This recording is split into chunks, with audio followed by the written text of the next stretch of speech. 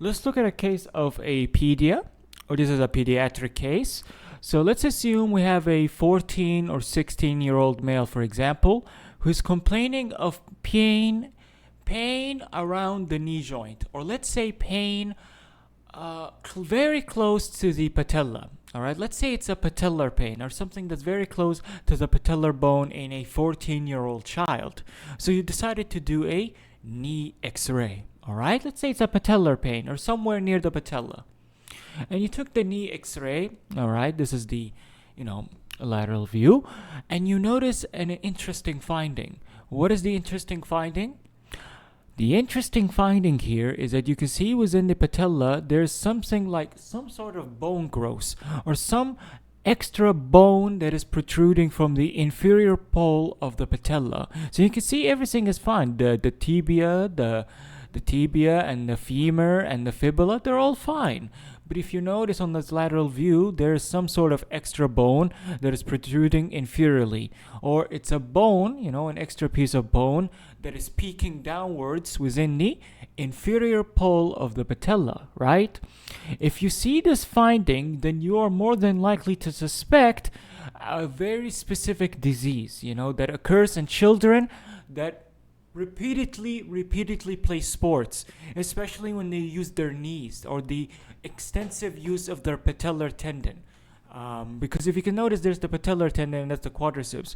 But especially in young children or adolescents that overuse their knee, especially their patellar tendon in sports, they may present with pain, especially within the patellar tendon. And you notice this finding, and it's the name of a very specific disease named after a scientist. So I'm suspecting this disease, right? And I'll tell you about it just in a minute. So let's do an MRI. If we do this MRI for this patient, the same view is a sagittal view. And if you notice, we have the same finding, right? We have a piece of bone that is protruding inwards. And if you notice, we have the quadriceps tendon here. And if we follow it, we have the patellar tendon. And if you notice, the proximal portion of this patellar tendon, it is thickened. So this portion of the proximal part of the patellar tendon next to the bone, this one right here, you can see this portion is thickened, the proximal part of patellar tendon, as compared to the distal part that is attached to the tibial tuberosity. So if we have a thickened part of the patellar tendon on the proximal region with protrusion of the bone, or peaking of the bone of the inferior pole of the patella, and the child is complaining of pain within the patellar tendon region, then we are thinking of a very specific disease, and that is Seydig-Larsen-Johansson syndrome. It is the equivalent of jumper's knee in young children or adolescents. And jumper's knee is, again, people that play basketball, people that play football, and they jump a lot. They jump and they put a lot of stress in their knees when they land. They put a lot of stress on the patellar tendon, and that can predispose to inflammation on the patellar tendon and eventually subabnormal bone growth within the inferior pole of the patella. So most patients with this disease, they can present with severe pain, especially within the patellar region, within the patellar tendon region. Once you do chest x-ray and MRI, you confirm the finding of this disease. And then the treatment would be conservative. You do physiotherapy, conservative stuff, people from rehab, they would take care of this issue. So the diagnosis here is Larsen-Johansson disease. And I want you to know the difference between this disease and another one, which is this one. Look at the difference between Larsen-Johansson syndrome, for example, and look at this disease.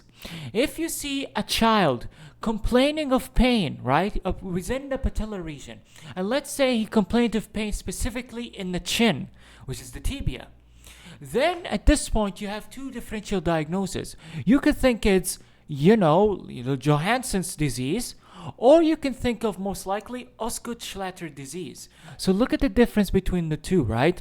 Here, the patellar, you can see a thickened patellar tendon with some bone growth within the inferior part of the patella, and it's confirmed by MRI. But if we look at Osgood-Schlatter disease, we can see some fragmentation within the tibial tuberosity, and thus a patient, a child, an adolescent who plays a lot of sports especially basketball and football, who jumps a lot and lands on his knees, he may present with pain. But this one specifically on the chin, and if we do knee x-ray lateral view, we'll see that the patellar is fine, the patellar tendon is fine. It's just that the problem is within the insertion of the patellar tendon. What we can see close to it is fragmentation of the tibial tuberosity. So if you see fragmentation of the tibial tuberosity, this is Osgood, or let's say Osgood-Schletter disease. All right?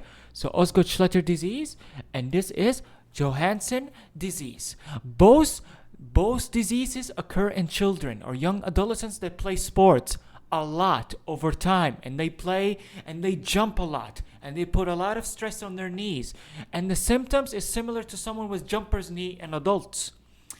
Both can be diagnosed clinically with a patient complaining of pain very near to the patella, but one is commonly in the chin, and the other is commonly in the patellar tendon.